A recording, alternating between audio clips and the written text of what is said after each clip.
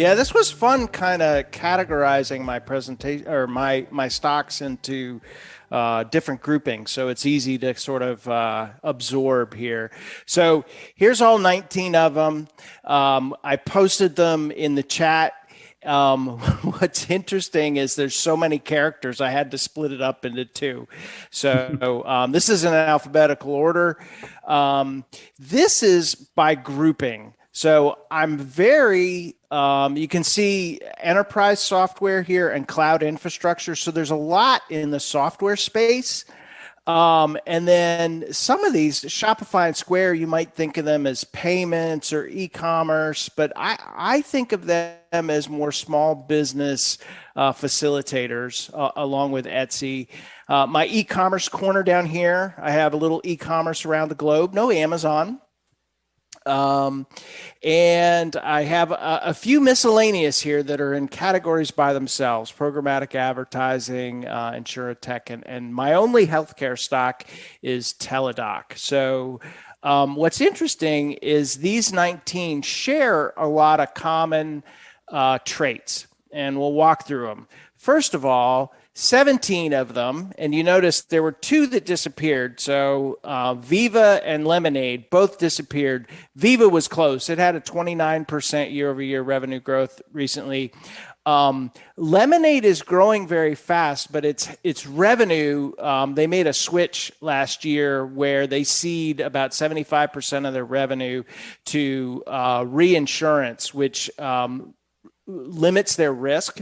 But it also reduced their kind of, if you look at year over year revenue growth, it significantly reduced it. But majority of these are 30+% growth.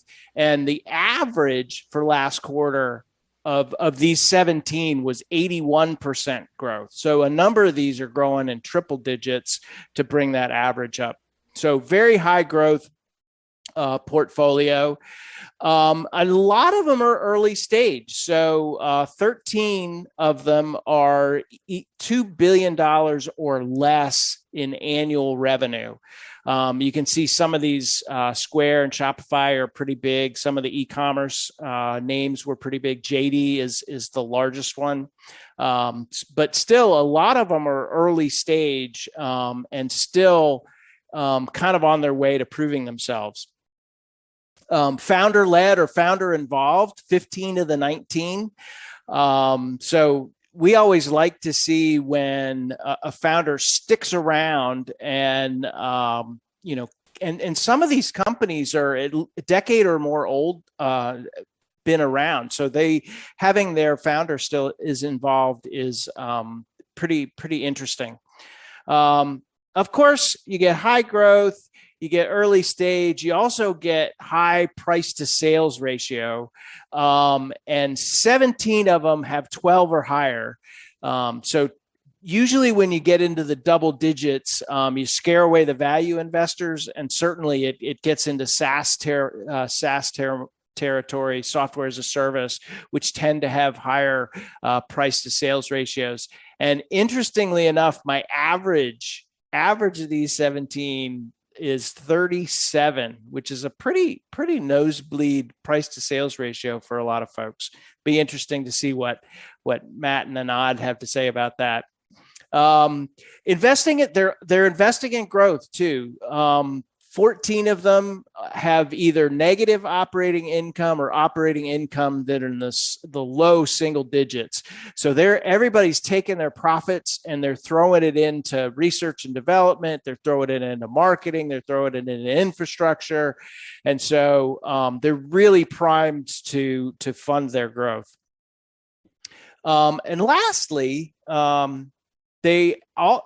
majority of these have really high Glassdoor scores, and some of them are in the 80s and 90s even from a Glassdoor perspective.